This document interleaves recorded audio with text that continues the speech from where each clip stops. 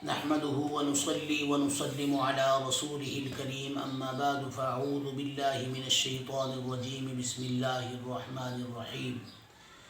شاہ جی Islamic channel کے ناظرین اکرام السلام علیکم ورحمۃ اللہ وبرکاتہ۔ محترم ناظرین اکرام، میری دعا ہے کہ اللہ تعالیٰ میرے تمام احباب کو ہر قسم کی آزمائشوں سے پریشانیوں سے اپنے حفظ و امان میں رکھے۔ اور آج دوسرا روزہ ہے،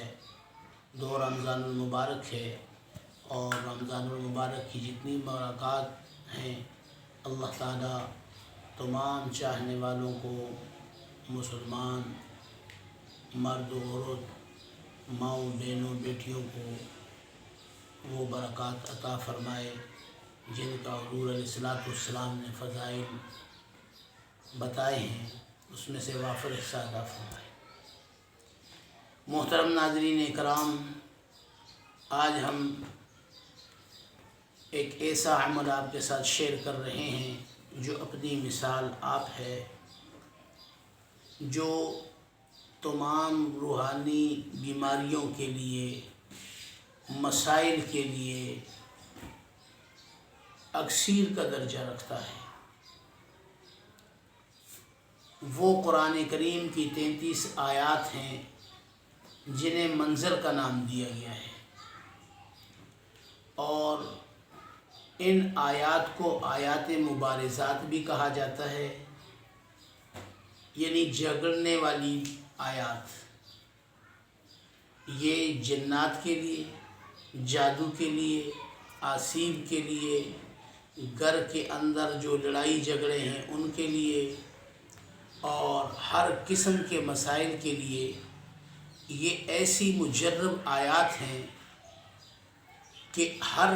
آیت کے الگ الگ خواص ہیں، اور ہر آیت بہت سے فضائل پر محیط ہے۔ تو آج میں اس کے پڑھنے کا طریقہ بھی بتلاؤں گا، اور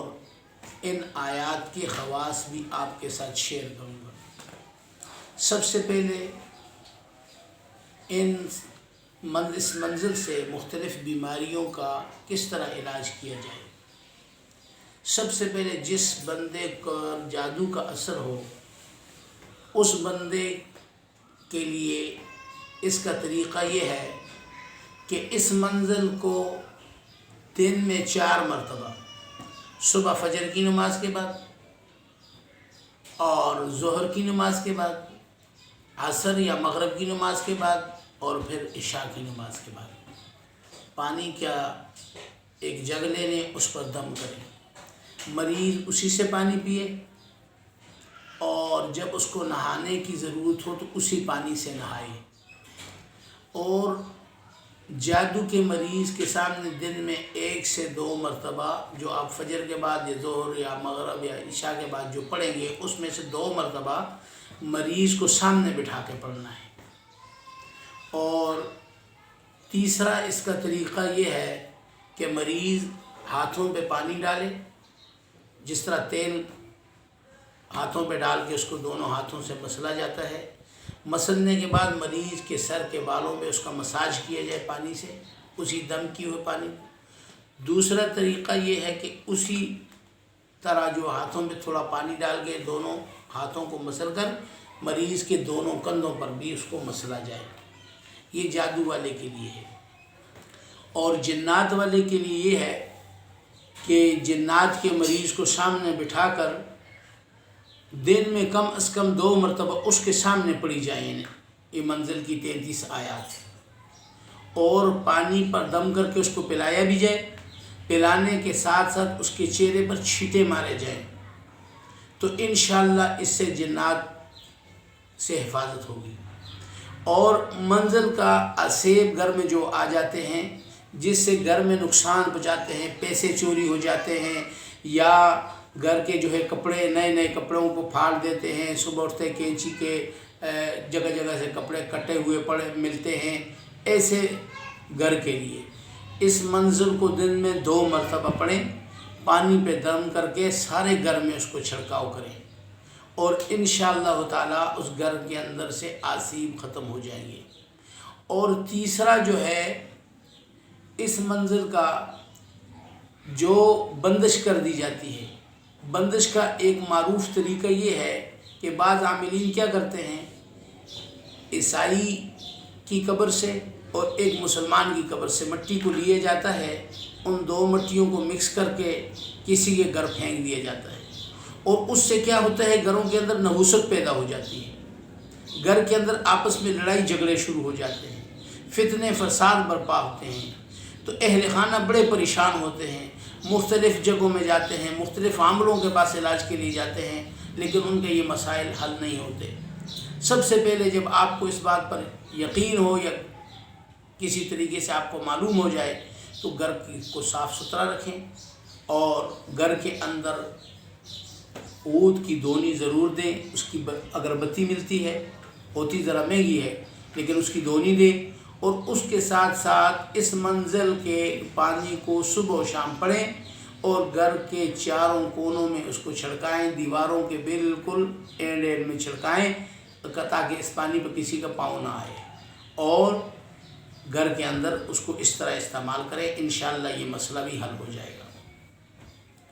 اور اسی طرح اگر کوئی نفسیاتی مریض ہے، ڈپریشن کا شکار ہے، نفسیاتی مریض ہے، اور اس کے بہت علاج کروائے ہیں لیکن وہ اس کو افاقہ نہیں ہوتا، اس کے لیے اس کو اس ترتیب سے پڑھیں کہ مریض کو سامنے بٹھائیں، قریب بٹھائیں، اور اس کے کان کے قریب ان آیات کو دن میں 2 مرتبہ کم از کم پڑھیں، ایک کان میں بھی 1 مرتبہ، ایک کان میں دوسری مرتبہ پڑھیں، تو 2 مرتبہ اس کے کان میں پڑھیں،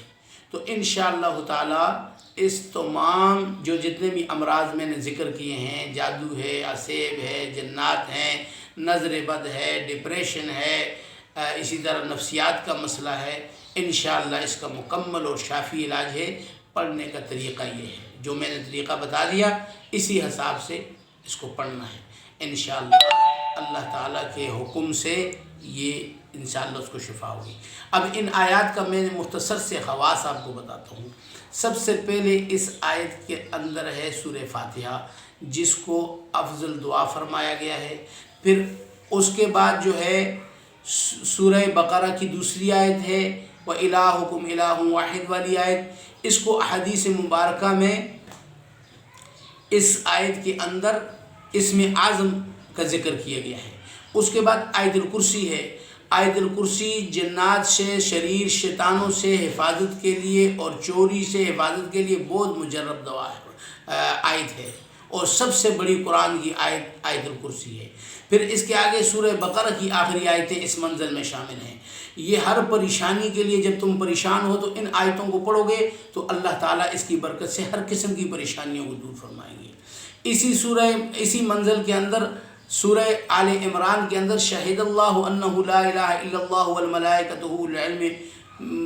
والی آیت ہے۔ اس آیت کے بارے میں ایک بزرگ نے ایک عالم کے پیچھے نماز پڑھی، نماز پڑھنے کے بعد صبح فجر کی نماز میں اس نے اس آیت کو تلاوت کیا، اور جب امام نے سلام پھیرا تو اس بزرگ نے ان سے پوچھا کہ اس آیت کا مقصد کیا ہے، یہ کس طرح نازل ہوئی ہے؟ تو اس بزرگ نے فرمایا کہ آپ کو میرے ساتھ 1 سال رہنا پڑے گا، اور اس کے بعد میں اس آیت کا آپ کو مقصد بتاؤں گا۔ وہ تاجر تھا، جو پوچھنے والا تھا وہ تاجر تھا، اس نے جو ہے اس تجارت کی غرض سے گیا تھا، لیکن اس کے باوجود وہ 1 سال وہاں رہا اس عالم کی خدمت میں، اس نے 1 سال کے بعد اس آیت کا مقصد بتایا، تو اتنی اونچی آیت اس میں شامل ہے۔ پھر سورہ آل عمران کی اس منزل کے اندر یہ والی آیت، قُلِ اللَّهُمَّ مَالِكَ الْمُلْكِ تُؤْتِي الْمُلْكَ مِمَّن تَشَاءُ والی آیت، یہ آیت قرضے کے لیے اتنی مجرب ہے، جو صبح شام جن کے اوپر قرضہ ہوتا ہے وہ پڑھیں تو انشاءاللہ اس کی حفاظت ہو جاتی ہے۔ پھر آگے جائیں، اس کے اندر